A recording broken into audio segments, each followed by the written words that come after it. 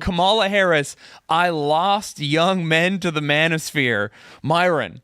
Oh, yeah. Tell us what happened here. She wrote in her book basically that she lost, her election. She blames me and Andrew Tate. Yep. But my thing is like, dude, you never had the young men in the first place. You were already cooked. That's so never had them funny. in the first. I mean, I appreciate the compliment. So I appreciate it. I'll take it. But like, you never had them in the first place, man. Yeah, that would be like the idea that like Kamala had the manosphere locked down, and then you came along with Fresh and Fit, and she lost all of them. Like me and Andrew just came in to start calling women bimbos, and like we just took all the men. Dude.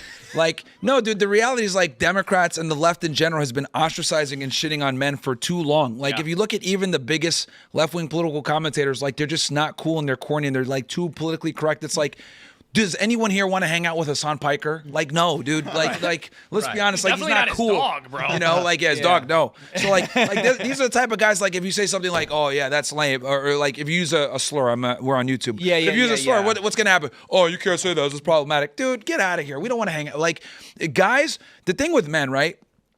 With men, you have to be authentic, right? If you want to sell to men, they have to like and trust you. Like with women, you can scam all day and be a fraud. It doesn't matter, right? Dr. Oz and Oprah, whatever. Who cares? It's easy to sell to women because they're stupid, right? Let's just be honest, they're stupid. But with men, it's way harder. Yeah. It's way harder to sell. You guys don't agree? I don't. No, I agree. I think women need male I'm leadership. with you. I certainly agree. Women need male leadership. I don't think they're stupid. Oh, I don't know, but I mean, I think that everyone can be stupid. Yeah. Well, my wife is very intelligent. Therefore, I will use my anecdotal evidence. Yeah. So my wife's not a woman; she's my wife. See, like, I'm not saying special person. every woman is stupid, but the majority is. And if they don't got a guy, then they're definitely cooked. Like, they need male leadership, is what I'm trying to say. I agree. They need male leadership. They need male. Sure. They're like children, bro. Like, that's what they are. So, like, the reality is, like, what is that offensive? Oh, well, anyway, yeah, they're like kids. It's just funny to Yeah. say So out loud. either way, like, yeah, I don't think, yeah. So, coming back to that, so. It's easy to sell to women because women are more impressionable. They're followers. They're communitarian by nature. This is why all the ads are written for women in a way. They market to women. With men, you have to be authentic. So if guys can't identify or like they don't feel like they can share a beer with you, they're not going to like you. Yeah. Like, that's just how it is. And this is what the left has been doing a really shitty job with, because look at all the top left-wing political commentators. Do you think you're going to sit and have a beer with Harry Sisson? No. With a Piker? No. Like, none of them are cool. That would have actually done her better if she was like looking to change people's mind. Wouldn't be to say that she lost the male vote to you, but to say that I lost the male vote to our horrible influencers that don't actually represent anything that men actually Oh, that's totally fair, Nicki man. But I Minaj- want to mention, it is true. Obviously, when they're marketing towards, so much of it is just dumping all over men, and it's like, of course, men aren't going to follow you, and they try to do this saw white the guy Gillette for commercial? Harris thing. Oh yeah, years ago, man, it was horrible. Like, that should show you. guy that, sitting on the back of the truck who's never sat on the back of a truck before. No, that was the white guys for Harris. He's talking about Gillette. So Gillette released this really stupid commercial years ago, where the guy right? stops him. Where it stops the guy, talking about toxic masculinity. Yep. And the reason why I always use this commercial is because that's a great barometer of where we are in society. A men's razor company is ostracizing their client base to appease to an opposite gender that doesn't really buy their razors. That's the equivalent to, like, could you imagine if like Victoria's Secret came out with a commercial like, "Hey, stop being stupid bitches, make sandwiches again." Could you imagine what would happen to Victoria's Secret if they literally came out with a commercial like, "Start making sandwiches for men, start fucking listening to them, you're stupid, you're bimbos." Like, their sales would tank because we never tell women the truth. But like with men, we could shit on them all day, and they thought it was a good idea. Thankfully, people boycotted and they lost money. But that just goes to show the barometer where we appeal so much to women that even male companies cuck for females. Well, and part of the problem is that the men are not standing up and being leaders, unfortunately. There's a great priest who mentioned this about the Garden of Eden in Genesis, and he's like, why was Adam letting his wife talk to a snake? Yeah. And that's what these advertisers are. That's what these political leaders are. These are serpents, dude. And you have to be in the middle of that. You have to protect your family from these kinds of people and these kinds of things. Yeah, and then you mentioned about like male authenticity and being able to grab a beer, dude. I totally agree. And obviously, when you're with the guys too, and like women and children aren't present and they can't hear, you just say way more offensive stuff than you do if you know you're within earshot of women or you know you're within earshot of children. Women change the temperature of the room. 1,000,000%. That's also why it's important to just have like spaces that are male only, and we don't even have that anymore. No. The moment you start allowing women into certain male only spaces, men are no longer interested in doing it because they can't just have a conversation without like worrying, am I going to say the wrong thing in front of a woman, or am I going to like say something that's crazy and offensive and against her dignity or whatever it is? Like, am I going to say like a cuss word in front of the lady? Whereas like when you're just with the dudes, you can speak much more freely, but we don't have that anymore.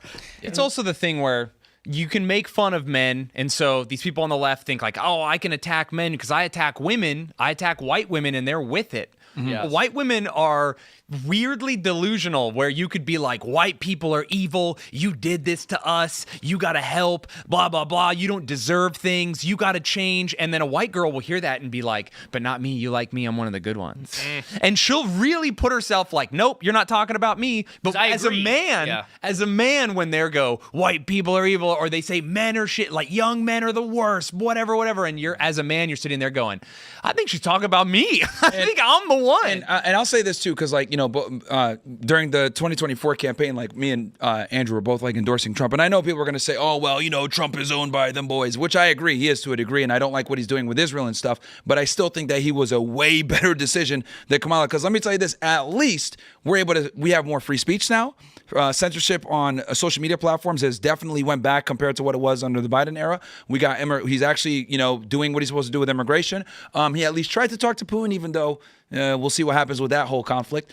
So I do think he's a way better choice. And quite frankly, dude, I'm not voting for a female president. I don't think women should ever have power. I don't even think women should have the right to vote, if we're going to be honest. I think we need to repeal the 19th Amendment. Because if we didn't, I'll say this, if we had to rely on the female vote, Kamala Harris would be in office right now. Well, yeah, every time. Because women are single issue voters. This is that, and that's a big problem. I think voting should be something you earn, not it shouldn't just be something you have. Yes. And since they're not in selective service, possibly. I know that's originally what we did. We went men who own property. I don't think that we should gatekeep it that way. I think that you can own property or maybe service. We'll get a little Starship Troopers action going. So it's like, so women don't have to go into selective service. So like, I look at it like, let's just be honest here.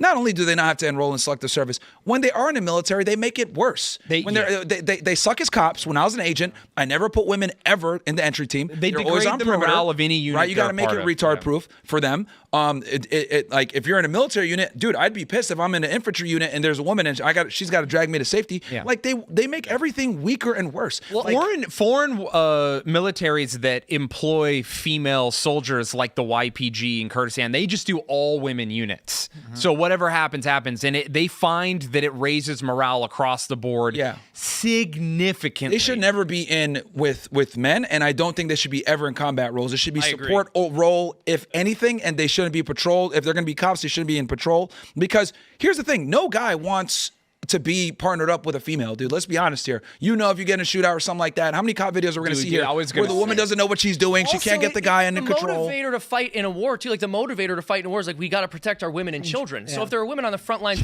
we get them out here with us. And like, what's the point? I got a friend who said this. He's like, any country that sends its women to fight in wars deserves to lose. Yeah. It's just a complete failure to understand the sexes. And you're right. It's funny. I knew a woman who was in the military, but at one point she was like, yeah, I don't think women should do this. I was like, really? And she's like, and she made the point you made. She's like, I can't drag a guy in gear out of combat. And she's like, that's why I'm not going to be in a combat role. And I like, and people gave Pete Hegseth the whole problem about this. Like, you know, look, if we're going to put one standard and a woman can do it, great. But let's be honest, 99% of women are going to fail. So I think that's a good thing because it keeps them out. And honestly, yeah, we need to protect women and children because they're the more vulnerable class of people. So, and I would even take it a step further on that one part.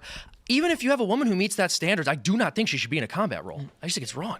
I mean, from what I've heard is that like if men and women are in combat together, that if a woman gets hurt, the man's instinct that's a big reason to protect That's a big reason why they did not allow them in infantry for a very long time, was literally because of that. They would compromise the unit to because, you know, it's just an inherent protection thing, right? Yeah. So like you can't override. It's also like you remember what I was saying? For morale to in an infantry unit, you can't even let the funniest guy do things that could get him hurt. You have to protect certain people. When you have a platoon, you're like managing people, trying to keep, because Napoleon said morale is to a man as 3 is to 1. Morale is the most important thing. So when you have women degrading morale and making it difficult, and then one of them gets hurt, that's going to affect you deeply. To watch a woman scream for her mother while she dies and her guts are hanging out, and you're there, like, yeah, to see your friend do that is one thing. Like, hey, we're warriors. You signed up for this. There's no part of my brain that goes, that woman signed up for this. And here's the other thing, no too. part of me that can accept it. Female POWs puts the nation in a horrible position because now they could They already assault you as a man when you get captured. Exactly. What they're going to do to you as a woman is going to be And here's the other wild. thing. Here's the other ugly thing. Now that puts your government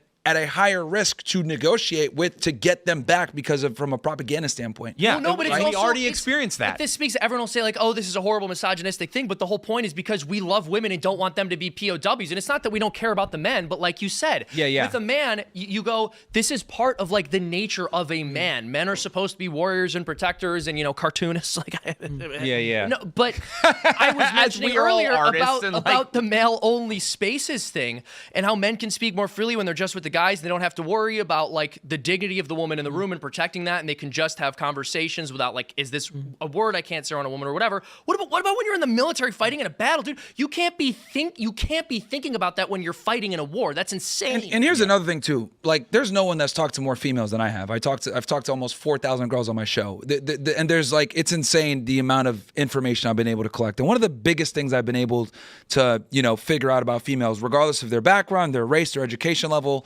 their upbringing, etc., right? That might influence a little bit, but one of the things that's incredible is they have this inability to understand generalizations. Like, if I say something that's objectively true generally, they'll say, well, that doesn't apply to me, right? And I get it, because women are naturally narcissistic and solipsistic because they're the more vulnerable sex. They have to protect themselves because they carry the next lineage of a human being. They have to be more selfish. This is the truth, right? It is what it is. I think like the human being isn't selfish. Like, that's the part. I mean, that's my body giving up for you. That's but the point I'm trying to make is like they have an inability to understand concepts that are abstract, especially when it comes to generality. So if I say something, they'll say, well, that doesn't apply to me. And I'm like, well, yeah, it might not, or maybe you're the exception to the rule, but they'll make an argument for the exception to the rule. That is, right? but that's and then another important thing as well is they have a big issue with the way information is conveyed. So in other words, if I say, yeah, you're fucking retarded, guys won't really get mad about that. But if you say that to a woman, she'll get mad because she won't like the way that you said it. So for them, the way you convey information is more important than the content of the information.